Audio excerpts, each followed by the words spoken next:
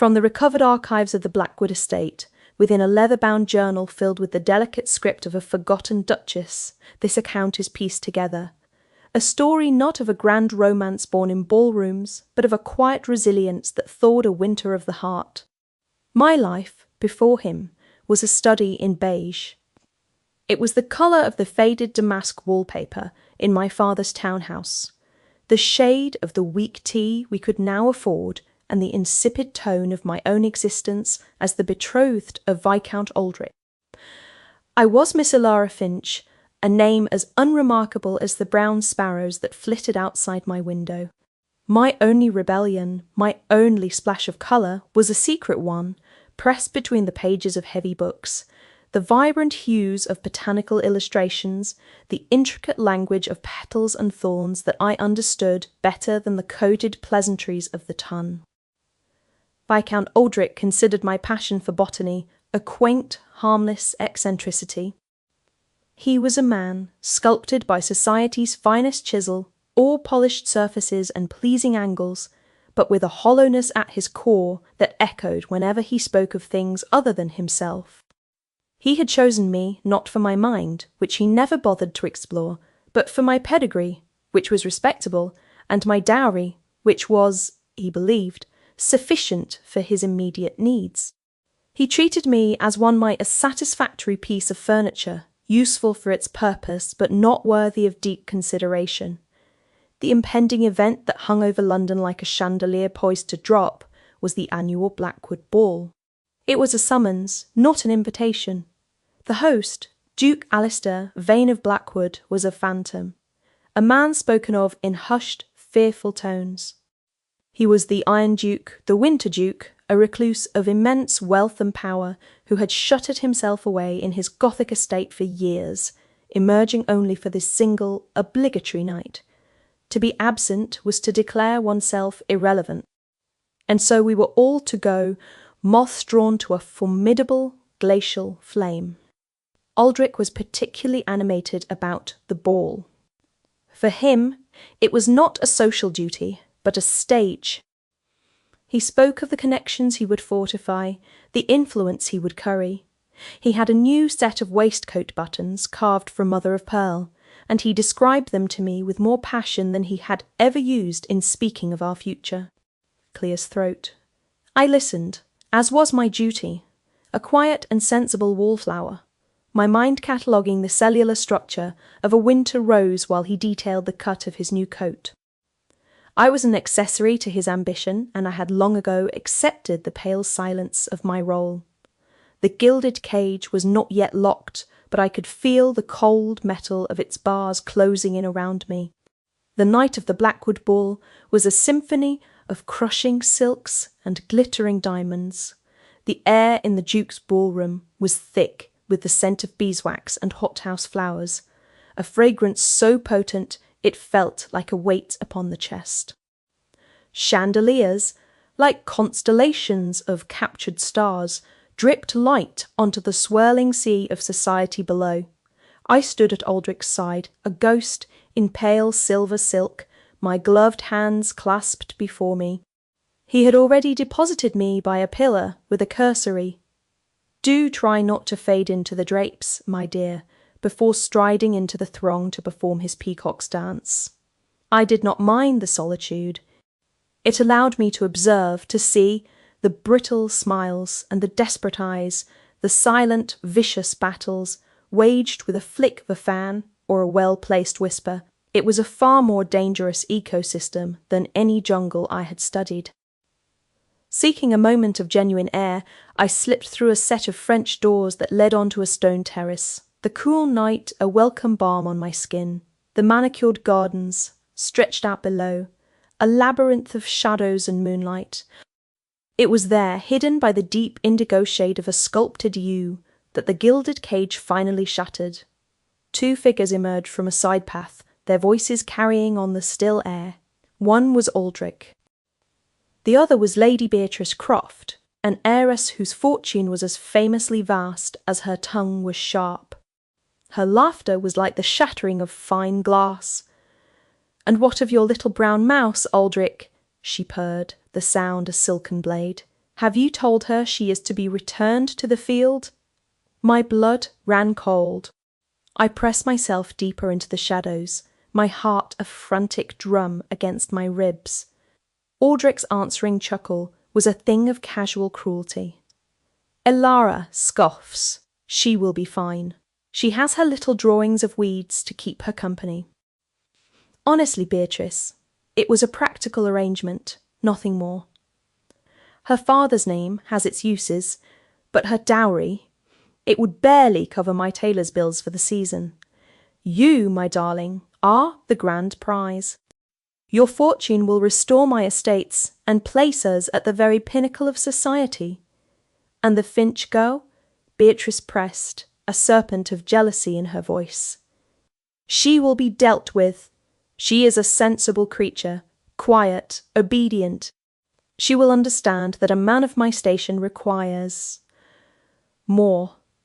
The dismissiveness in his tone was the true wound. He spoke of me as if I were a horse that had gone lame, a transaction that had fallen through.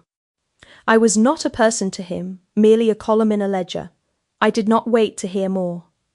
I turned my silver dress whispering against the stone, and retreated back towards the ballroom, my movements stiff, robotic. Every beat of the waltz now sounded like a funeral dirge. My humiliation was a physical thing, a shard of ice lodged in my throat.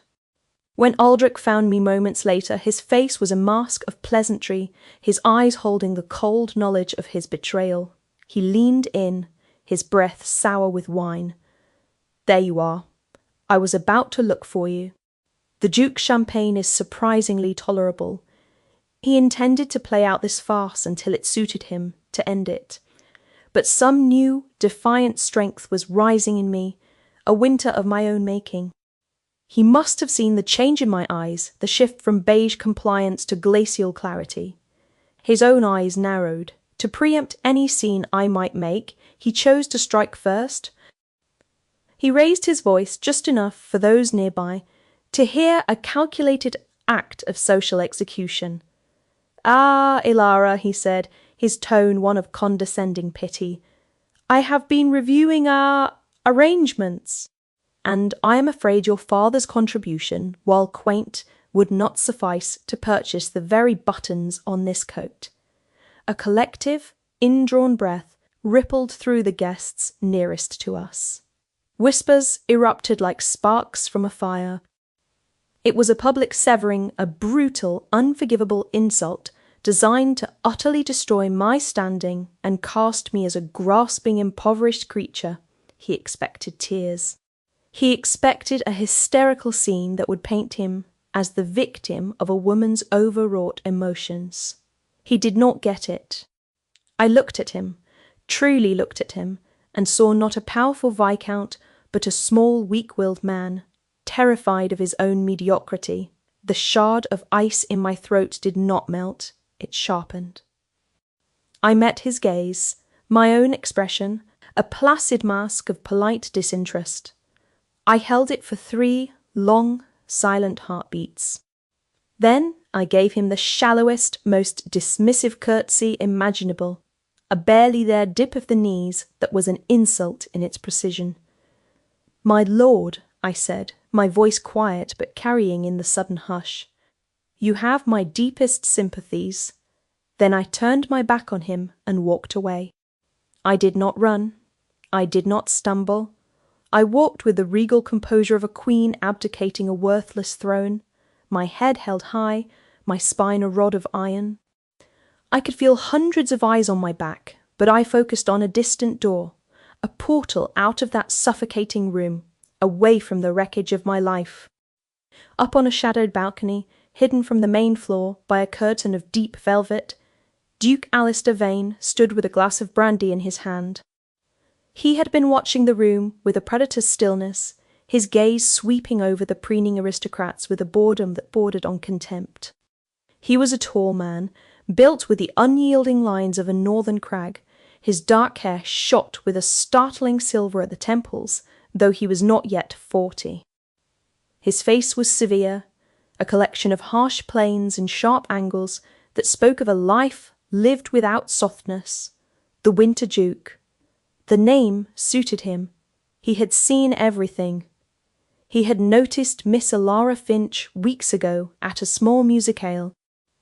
In a room of chattering birds of paradise, she had been a wren, quiet and observant in a corner, but he had seen the keen intelligence in her eyes as she watched the others, the subtle curve of her lip that betrayed a wicked sense of humour. He had noted her quiet dignity, a rare commodity in this world of loud desperation. He had made inquiries. He knew of her engagement to Aldrich, a man he had already identified as a parasite of the worst sort. He saw Aldrich's cruel public dismissal, he saw the gasp of the crowd, and then he saw her response. She did not shatter, she did not weep. She responded with a dignity so profound it was its own form of attack. A quiet strength that resonated with the iron in his own soul. He watched her walk away, a solitary silver ship navigating a treacherous sea, and for the first time in a decade he felt something other than the cold ash of his own grief. He felt a stir of protective fury. I found refuge in a small conservatory off a deserted hallway, a glass-walled room filled with the earthy scent of damp soil and blooming orchids. The air was cool and still. I sank onto a wrought iron bench, the cold seeping through my silk dress. Only then did I allow my composure to falter. A single tear traced a path down my cheek, hot and stinging. It was not for the loss of Aldrich, but for the public evisceration, the sheer, pointless cruelty of it. The click of a door latch made me start. Aldrich stood there, his face flushed with anger. The success of his gambit had not satisfied him. My refusal to crumble had enraged him. What was the meaning of that, he hissed, stepping into the conservatory and shutting the door behind him. That little performance? You were meant to be distraught. You made me look a fool. A man's character does that for him far more effectively than any woman's actions, my lord, I replied, my voice trembling only slightly. You will learn your place, Alara, he snarled, advancing on me. You are nothing. A penniless spinster with a penchant for dirt and leaves. You will. He never finished the sentence. A shadow detached itself from the deeper darkness near a cluster of towering ferns. It was the Duke of Blackwood. He moved with a silent, lethal grace that was utterly at odds with the lumbering gait of the other men in the ballroom. His presence filled the small room, sucking the very air from it. His eyes, the colour of a winter sky, were fixed on Aldrich, and they held an expression of such profound glacial loathing that Aldrich physically recoiled. The Duke did not raise his voice. He did not need to. His words were chips of ice, each one a perfectly aimed blow. Viscount, he said, the single word a dismissal of the man's entire existence. You are no longer welcome in my house. Leave. Now, Aldrich paled, sputtering. Your Grace, this is a private matter between myself and my— It ceased to be private when you chose my ballroom as your stage, the Duke cut in, his voice dropping even lower, becoming more dangerous, and she is no longer your concern. Get out. There was no arguing with that tone. It was the voice of absolute authority, of a man who could crush another with a word. Aldrich, the weak-willed scoundrel, withered under that gaze. He threw me a look of pure hatred, then turned and practically fled the conservatory. The silence that descended was profound. I sat frozen on the bench, my heart hammering against my ribs. The most powerful man in England had just intervened on my behalf. The Duke of Blackwood stood there for a long moment, simply watching me, his expression unreadable. Then he walked over, not to me, but to a magnificent night-blooming cereus, its single ghostly white flower unfurled in the moonlight. He extended a hand and offered it to me. Not to help me up, but as an invitation. Come, he said, his voice now devoid of its chilling edge, holding instead a quiet command. I placed my trembling gloved hand in his. His grip was firm, steadying. He led me from the conservatory, through a series of private corridors, away from the prying eyes and vicious whispers of the world, I had just been exiled from. He led me to his library. It was not a room, it was a cathedral dedicated to knowledge. 2 stories of floor-to-ceiling bookshelves soared into the shadows, the air saturated with the scent of old paper, leather, and wood smoke from a massive, crackling fireplace. Pools of golden light from green-shaded lamps illuminated islands of worn leather armchairs and tables piled high with books and maps. It was a sanctuary, a fortress against the noise and folly of the world outside. It was the most beautiful room I had ever seen. He released my hand and moved to a decanter on a heavy mahogany sideboard, pouring 2 glasses of amber brandy. He handed one to me. "For the shock," he said, his tone matter-of-fact. I took it, my fingers curling around the heavy crystal, the warmth a welcome anchor in the storm of my emotions.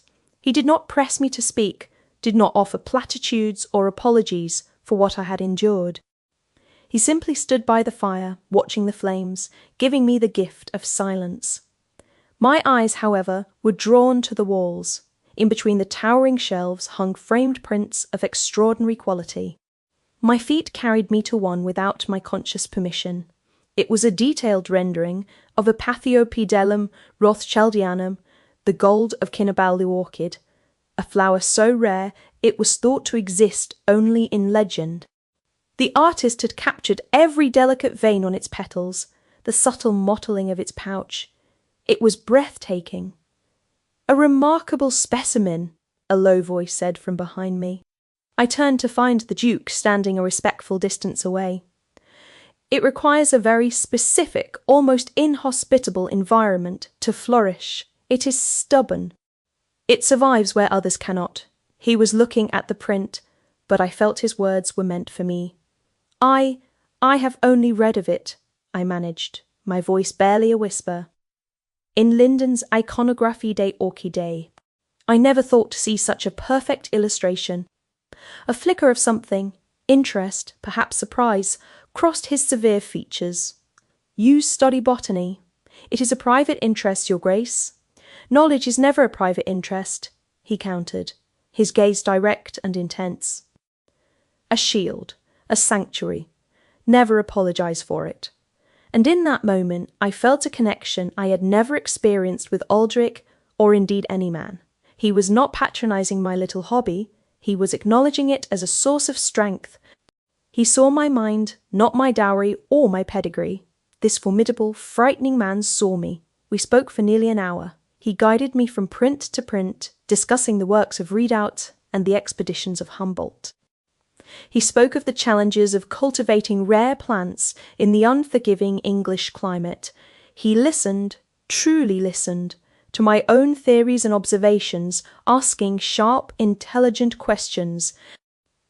It was the first time my intellect had been treated as a thing of value, a peer to a man's. The warmth of the fire, the brandy, and the astonishing conversation began to thaw the ice around my heart. Finally, I had to ask. I turned from a stunning illustration of a wolfsbane plant, my courage bolstered by the brandy. "Your Grace, why did you help me?" He moved back to the fireplace, his broad back to me as he stared into the flames. The light cast his formidable silhouette into stark relief. Sighs. When he spoke, his voice was rough with an old, unhealed pain. "Because I have seen that man's-like before," he said, his tone low and guttural. "A charming face, a silver tongue, and a soul rotted through with greed. A man like that destroyed my sister." The confession hung in the air, heavy and shocking. The reclusive Winter Duke had a heart, and it had been broken. "Her name was Eleanor," he continued, his voice tight. "She was full of light and laughter. She fell in love with a baron, a man with a title as old as his debts. He charmed her, flattered her, made her believe she was his entire world. He convinced her to elope. Once he had his hands on her dowry, the charm vanished. He spent her fortune, then discarded her when it was gone. The scandal, the heartbreak, it extinguished her. She faded before my eyes, and a year later she was gone. I was in the Indies on military service. I returned too late to save her, but not too late to ruin him. He turned then, and his eyes were not winter skies, but burning furnaces. I bought his debts, I foreclosed on his estates. I exposed his cheating at cards and his seduction of other men's wives. I stripped him of his friends, his reputation, and his last shilling. I left him with nothing but the dust and ashes of his own life. And I swore that I would never again stand by while a parasite like him fed on the goodness of another. He took a step closer to me. I have been aware of Viscount Aldrich's precarious finances for some time, Miss Finch. I have been watching him. I knew he was courting Beatrice Croft and her fortune. I did not know when he would choose to strike you down, but I knew that he would.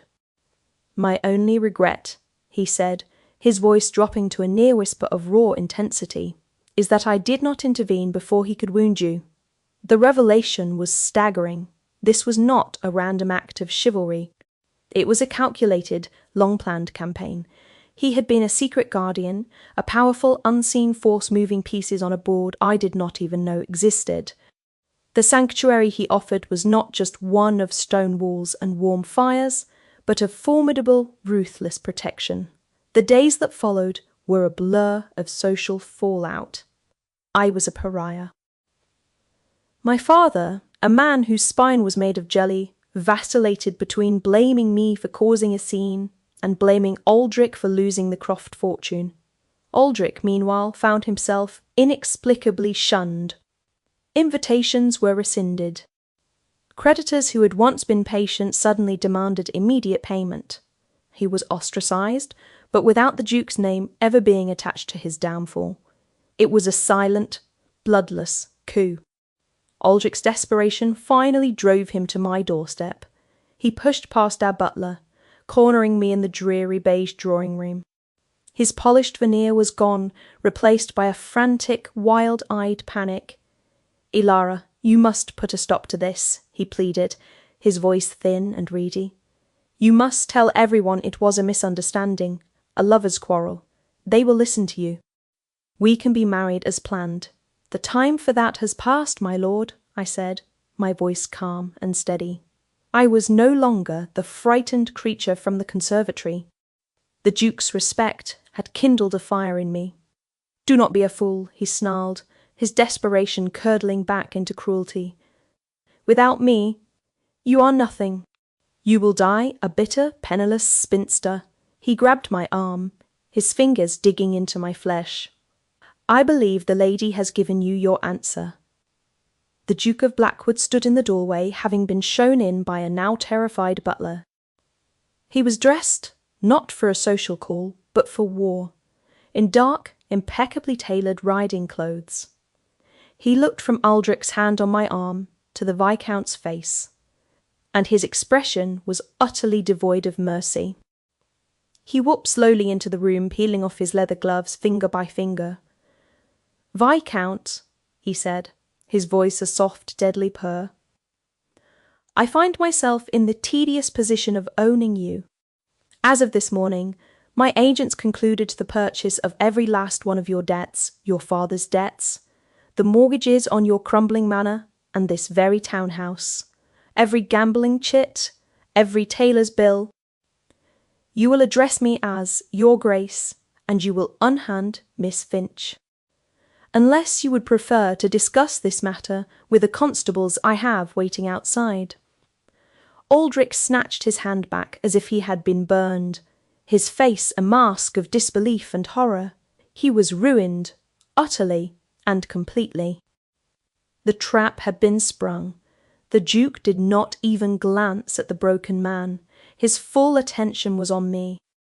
He took a step closer, his winter sky eyes searching my face. "This is not a rescue, Miss Finch," he said, his voice low and intense, for my ears only. "This is an offer of an alliance. Your dignity and intelligence have been scorned by a world of fools. My power has been locked away in a prison of grief. Together we could be formidable." He paused, his gaze unwavering. "Marry me, Ilara. Be my Duchess. Not as a trophy, but as a partner. We shall be the winter that freezes them out entirely. You will manage my estates, cultivate your gardens to be the envy of all Europe, and advise me with that keen mind of yours. And I in turn will ensure that no one ever underestimates you again. It was the most astonishing, unconventional, and breathtakingly romantic proposal in history. It was not about love, not yet, but about respect. A partnership of equals. In front of the man who had declared me worthless, the most powerful duke in the land was offering me a crown and a sword. I looked at the sputtering, defeated form of Viscount Aldrich, then back at the formidable man who saw my true worth. Yes, I said, my voice clear and strong. Yes, Your Grace. I will. Our engagement was the scandal of the season, a shockwave that rocked the town to its foundations. The public reckoning came a month later, at a reception at St. James's Palace. I stood at Alistair's side, no longer in pale apologetic silver, but in a gown of deep emerald velvet, the Blackwood diamonds a river of cold fire around my neck. I was not the same woman who had hidden in the shadows of his ballroom. I had found my colour, my strength. I was the Duchess of Blackwood in all but name, and I wore the title like armour. Aldrich and Lady Beatrice were there. They had been forced into a hasty, loveless marriage, their combined resources barely enough to keep the wolves from the door. Seeing us, they saw their last chance. They approached, Beatrice's face a pinched mask of envy, Aldrich's a portrait of pathetic desperation. Your Grace, Aldrich began, bowing low, there has been a terrible misunderstanding. I beg you, release my debts. Have mercy. Alistair looked down at him as if he were an interesting insect. Mercy, Viscount, is a currency I do not trade in. I deal in consequences. He calmly produced a sheaf of papers from his inner coat pocket and handed them to the Home Secretary, who was standing nearby, watching the drama with keen interest. Lord Ashworth, you may find these of interest. They are proof that Viscount Aldrich has not merely been foolish with his money, but has been actively defrauding his investors, including several members of Parliament. The Home Secretary's eyes widened as he scanned the top page. Aldrich's ruin was now not just social and financial, but criminal. He was finished. Beatrice, seeing her last hope evaporate, turned her venom on me. Her voice was a sibilant hiss. You think you have won? You are still just a quiet little mouse, dressed in a duchess's gown. He will tire of you when he realizes you have no spirit. This was my moment. The culmination of my journey from the beige silence to the vibrant power of my own voice. I did not raise my voice. I did not need to. I met her furious gaze with a calm, pitying smile. A quiet mouse can still see the cheese in the trap, Lady Beatrice, I said, my words clear and precise in the sudden silence that had fallen around our small group. And a duchess, I added, letting my gaze sweep over her, can spring it. Alistair's hand found mine, his fingers lacing through my own in a gesture of silent, profound approval. Beatrice stared, speechless, her face contorting with impotent rage. She had been utterly defeated, not by a duke's power, but by the quiet words of the woman she had scorned. We turned and walked away, leaving them in the ruins of their own making. Our wedding was a small private affair held in the ancient chapel on the Blackwood estate. It was a service of quiet vows and solemn promises, a world away from the pomp and circumstance of society. That night, in the Duchess's chambers, a suite of rooms I had already begun to fill with books and botanical sketches, Alistair stood by the window, looking out at the moonlit grounds. He held a glass of wine, his posture rigid, uncertain. For all his power in the outside world, here, in this intimate space, he seemed almost hesitant. He had orchestrated my vindication, gifted me a title, but the future of our partnership was an uncharted territory. He turned to me, a guarded expression on his face. "Ilara," he began, his voice formal. "I know this is an arrangement. I will not ask more of you than you are willing to give. You will have your own rooms, your own pursuits. I only ask for your counsel and your companionship." He expected gratitude. He expected a quiet, biddable partner who would be content with the safety he provided. I walked towards him, the silk of my nightgown whispering against the thick carpets. I stopped before him and looked directly into his eyes, letting him see the fire he had helped to kindle.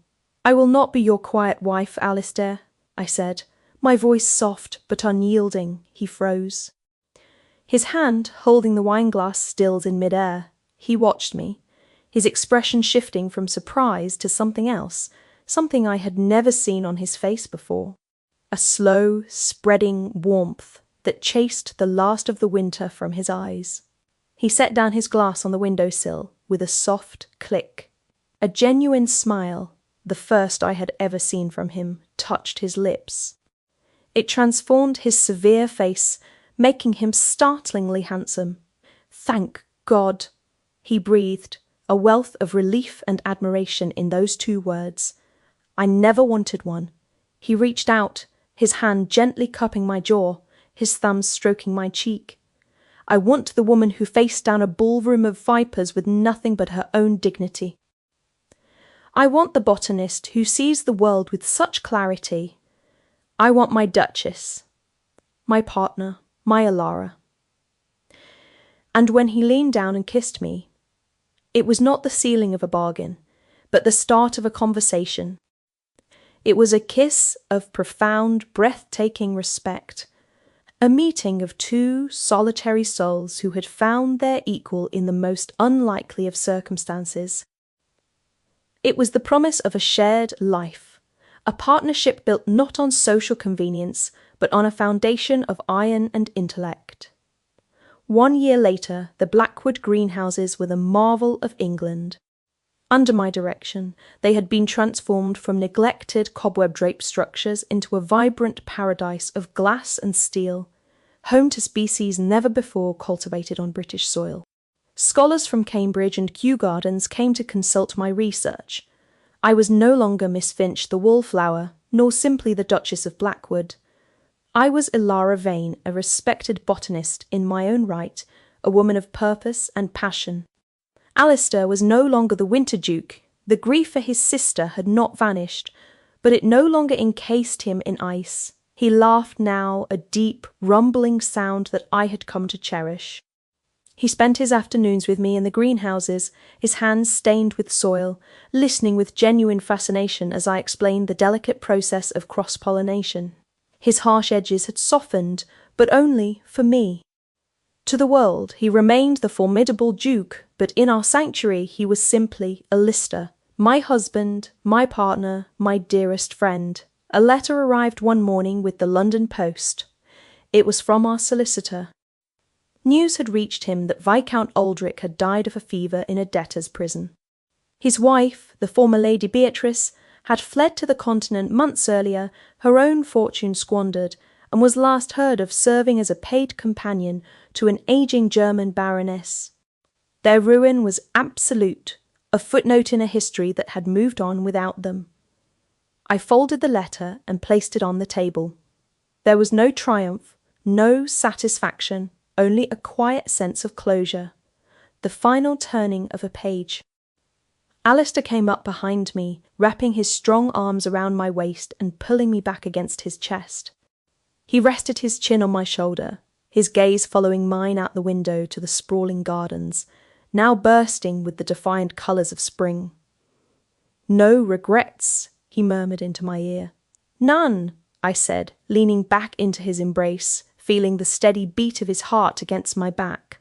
"They chose their path. And we have cultivated our own." He had found his sanctuary not in solitude, but in partnership. And I had found my voice, not in shouting, but in the quiet, steady work of growing beautiful, resilient things in a place I finally called home. Together we had created our own ecosystem, a world where strength was found in intelligence, power was wielded with purpose, and love, like the rarest of orchids, had bloomed in the most inhospitable of winters.